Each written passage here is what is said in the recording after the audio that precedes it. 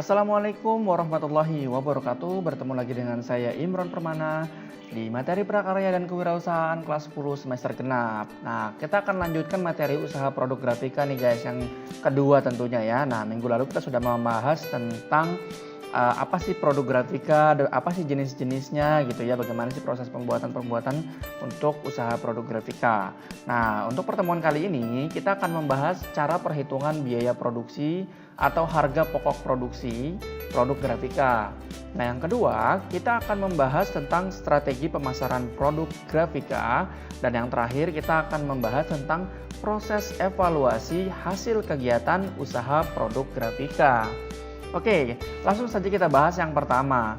Nah, apa sih harga pokok itu? Nah, tentunya kita sudah membahas juga ini di semester 1 ya teman-teman ya. Harga pokok itu pada intinya sama dengan harga modal.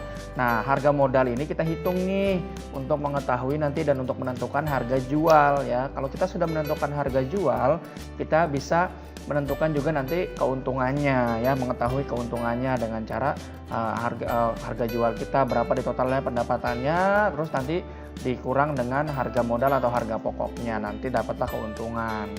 Nah teman-teman, biasanya harga pokok juga kan ada terdiri dari tiga ya, dari tiga jenis. Ada bahan baku, ada tenaga kerja, dan ada overhead pabrik. Sama seperti di yang produksi kerajinan dan sebagainya, yang membedakan hanya di bahan bakunya nih, hanya di bahan bakunya.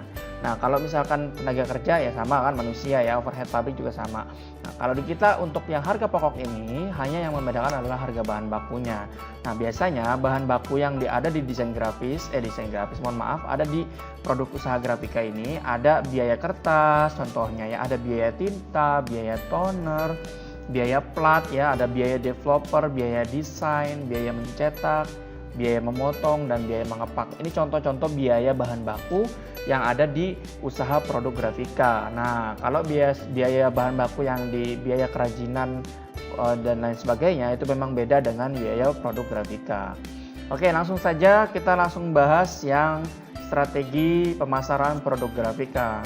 Nah, ketika kita sudah membuat produk dan segala macamnya, kita harus pasarkan produknya agar produk kita laku di pasaran atau publik mengenal produk yang kita miliki. Nah, sebelum kita memasarkannya, kita harus punya persiapan. Yang pertama, kita harus punya sampel produk lah. Kita bikin sampel produknya ya. Mau contoh misalkan contoh brosur, ya contoh misalkan foto, ya contoh stempel, contoh baju kaos yang sudah disablon dan lain sebagainya.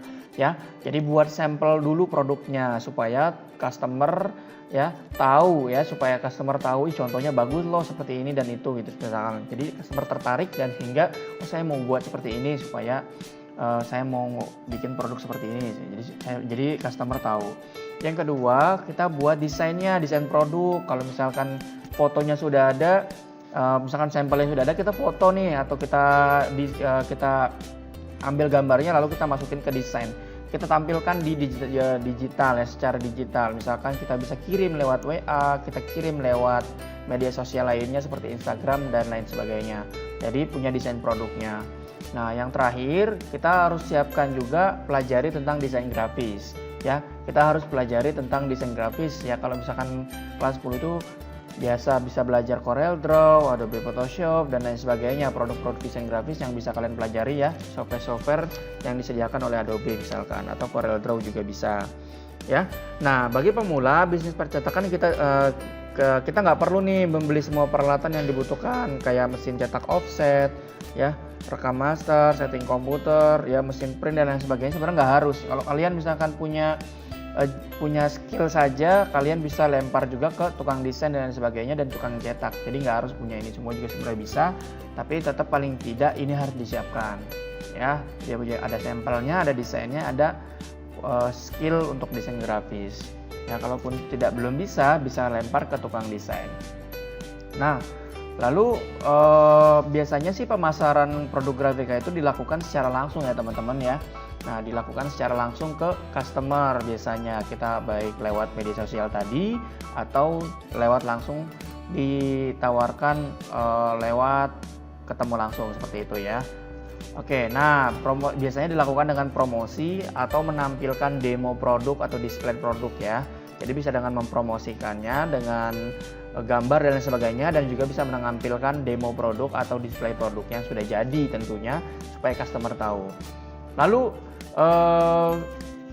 setelah kita sudah bagaimana memasarkan dan segala macamnya, kalau sudah laku atau ada yang mungkin kurang laku, kita harus lakukan evaluasi.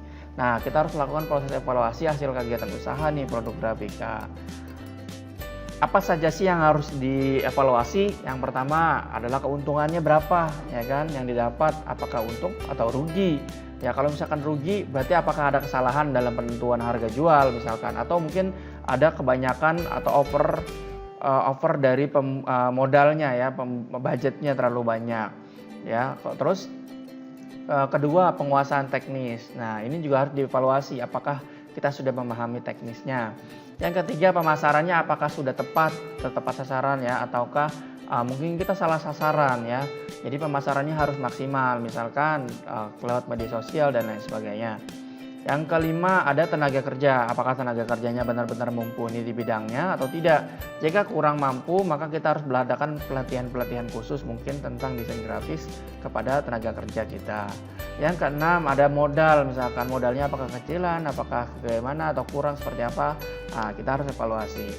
Yang ketujuh, ada risiko ya, misalkan risiko rusak ya, bahan baku yang rusak atau hasil dari karya yang sudah jadi terus rusak, itu juga harus ada risikonya, harus kita pahami ya. Ya, misalkan risiko juga misalkan mesin yang rusak dan lain sebagainya, atau mesin yang kurang maksimal pekerjaannya. Yang kedelapan adalah persaingan. Nah, persaingan ini biasanya adalah usaha-usaha lain ya, orang lain di luar sana, misalkan saingan-saingan yang lainnya, misalkan mereka produknya lebih bagus, harganya lebih murah. Nah, kita harus evaluasi itu juga. Nah, misalkan mereka harganya lebih murah, maka kita juga harus menyesuaikan dengan harga kita. Misalkan mereka harga produknya kualitasnya lebih baik, maka kita juga harus kualitasnya diperbaiki. Yang kesembilan, ada fasilitas dan kemudahan. Nah, fasilitas juga kita harus lengkapi. Kalau misalkan sudah ada modal yang cukup, maka fasilitasnya ditambah. Dan yang terakhir adalah manajemen.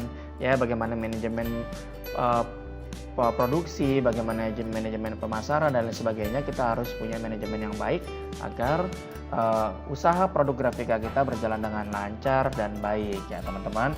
Oke, nah itulah pembahasan kita pada hari ini ya, tentang cara perhitungan biaya produksi atau harga pokok produksi dan strategi pemasarannya ya. Lalu yang terakhir adalah proses evaluasinya ya. Ya, dengan cara ini mudah-mudahan teman-teman yang sudah memahami tentang usaha produk Grafika semoga bisa berhasil ya untuk mengembangkan usahanya atau memulai usahanya dari hal yang terkecil ya, membuat produk Grafika yang dari simpel-simpel saja, misalkan membuat undangan mini dan lain sebagainya ya, yang cetak-cetak yang bisa kita kerjakan sendiri atau kita lempar ke orang lain. Oke, terima kasih. Saya rasa cukup untuk video kali ini. Jangan lupa klik like, komen, dan subscribe agar channel ini terus berkembang ya, dan video ini terus bermanfaat bagi yang lain. Sampai bertemu di video berikutnya, sampai bertemu di materi berikutnya untuk kewirausahaan kelas 10 semester genap. Sampai jumpa. Assalamualaikum warahmatullahi wabarakatuh. Thank you. Assalamualaikum.